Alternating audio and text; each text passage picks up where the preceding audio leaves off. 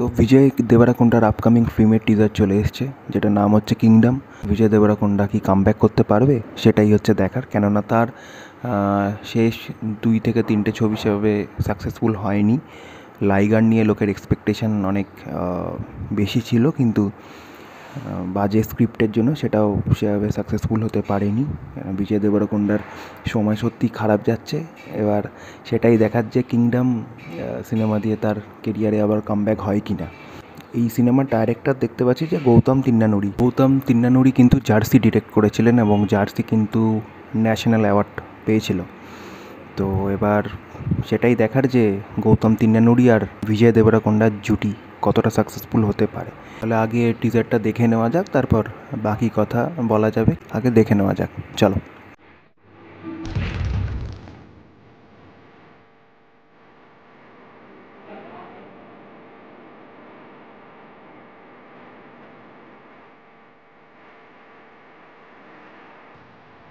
Aniruddha musical,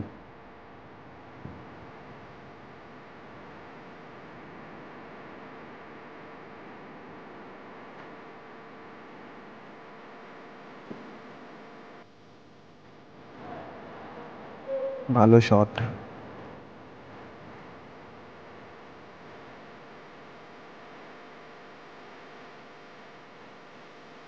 দারুণ shot এটা।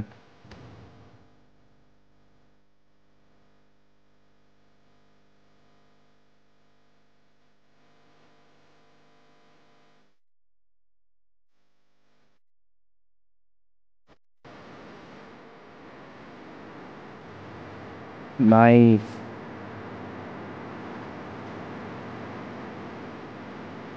Different look বিজয়ের।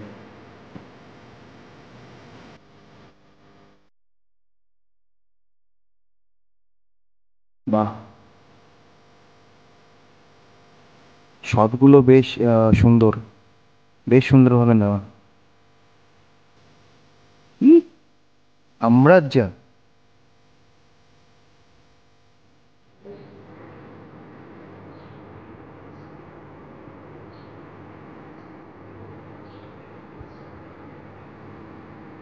ওকে, মেয়েটাটি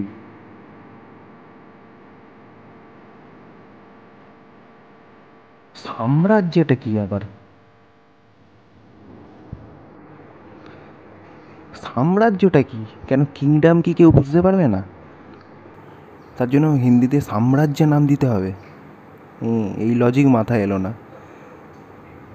মেকার্সরাই জানে কী ভেবে সাম্রাজ্য নাম দিয়েছে, তারাই বলতে পারবে। বাকি যদি টিজারটার কথা বলি, বিজয় দেবরাকোন্ডাকে ডিফারেন্ট লুকে দেখা যাচ্ছে, বেশ ভাল লাগছে। আর টিজারটা লুক অ্যান্ড ফিল ব্যাপক, কিছু শট নেওয়া হয়েছে যেগুলো সত্যি বেশ দেখার মতো, বেশ সুন্দর।